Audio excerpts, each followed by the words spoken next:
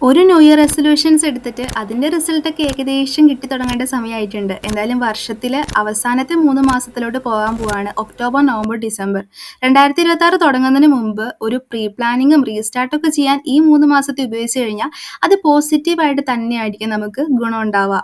എന്തൊക്കെ തന്നെയാണെന്നുണ്ടെങ്കിലും ചിലരുടെ 2025 പ്ലാനറൊക്കെ ഏതെങ്കിലും മേശയിൽ നിരാശ കൂടി ഒതുങ്ങിക്കൂടിയിരിക്കുന്നുണ്ടാവും. മറ്റു ചിലരുടെ പ്ലാനറിൽ സക്സസ്ഫുൾ ആയിട്ടുള്ള കാര്യങ്ങളൊക്കെ ടിക്ക് ചെയ്ത ആ ഒരു എക്സൈറ്റ്മെന്റിലും കംഫർട്ട് സോണിലും നിങ്ങൾ ഇരിക്കുന്നുണ്ടാവും. എങ്ങനെയൊക്കെയാണെന്നുണ്ടെങ്കിലും ഇനി വരുന്ന 3 മാസത്തെ ഉപയോഗിച്ച് കഴിഞ്ഞാൽ നമുക്ക് എന്തൊക്കെ കിട്ടുന്നു നോക്കിയാലോ.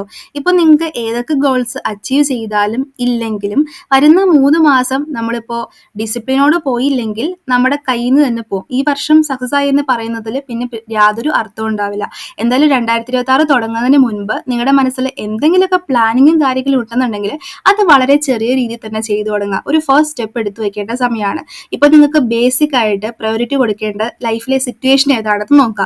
ഇപ്പൊ എല്ലാവർക്കും ഒരേപോലെ ആവണമെന്നില്ല. ഇപ്പൊ ഹെൽത്തിന് ഇമ്പോർട്ടൻസ് കൊടുത്താലേ പറ്റുള്ളൂ എന്നുള്ളവർ അതിനു വേണ്ടിയുള്ള കാര്യങ്ങൾ ആദ്യം തന്നെ ചെയ്തു തുടങ്ങുക. അല്ല ഇപ്പൊ നിങ്ങൾക്ക് ഏതെങ്കിലും ഒരു വലിയ എക്സാം കാര്യങ്ങൾ, പ്രോജക്റ്റ് പോലുള്ള കാര്യങ്ങളാണ് മുമ്പിലുള്ളത്, അത് ഏകദേശം തീരുമാനമാക്കണം എന്നുണ്ടെങ്കിൽ അതിന് വേണ്ടിയിട്ടുള്ള കാര്യങ്ങൾ ചെയ്യുക. അല്ലെങ്കിൽ ഫാമിലിക്കാണ് ഇപ്പൊ ഫോക്കസ് കൊടുക്കേണ്ടത് എന്ന് നിങ്ങൾക്ക് തോന്നുകയാണെങ്കിൽ അതിന് ചെയ്യുക. നിങ്ങളുടെ ജീവിതത്തിൽ ഇപ്പൊ ഏറ്റവും അത്യാവശ്യം ഇമ്പോർട്ടന്റും ആയിട്ട് തോന്നുന്ന ഏരിയ ഏതാണ്? ഇപ്പൊ ഫിനാൻഷ്യൽ ആയിട്ടുള്ള കാര്യങ്ങളാണ്, അല്ലെങ്കിൽ ഇത്രയധികം പൈസ ഉണ്ടാക്കേണ്ടതുണ്ട്, അങ്ങനെയുള്ള കാര്യങ്ങളൊക്കെ ഏതാണോ അത്യാവശ്യം വേണ്ടത് അതിന് ഫസ്റ്റ് പ്രയോറിറ്റി കൊടുക്കുക.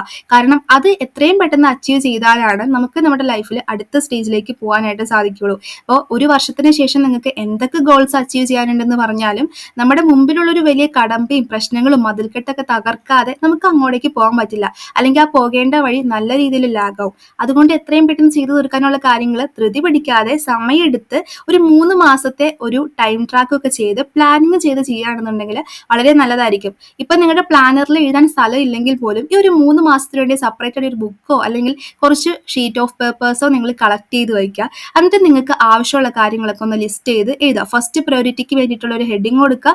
അതിന് വേണ്ടിയിട്ട് നിങ്ങൾ എന്തൊക്കെ ചെയ്യണം. ഇപ്പൊ നിങ്ങൾക്ക് ഒരു ബിസിനസ് തുടങ്ങാനാണ്, അല്ലെങ്കിൽ ഫിനാൻഷ്യൽ ആയിട്ടുള്ള എന്തെങ്കിലും അച്ചീവ് ചെയ്യാനാണെന്നുണ്ടെങ്കിൽ അതിനുവേണ്ടി നിങ്ങൾ എന്തൊക്കെ ചെയ്യണം, നിങ്ങൾ എന്തൊക്കെ ഒഴിവാക്കണം പോലുള്ള കാര്യങ്ങൾ വ്യക്തമായിട്ട് എഴുതുക.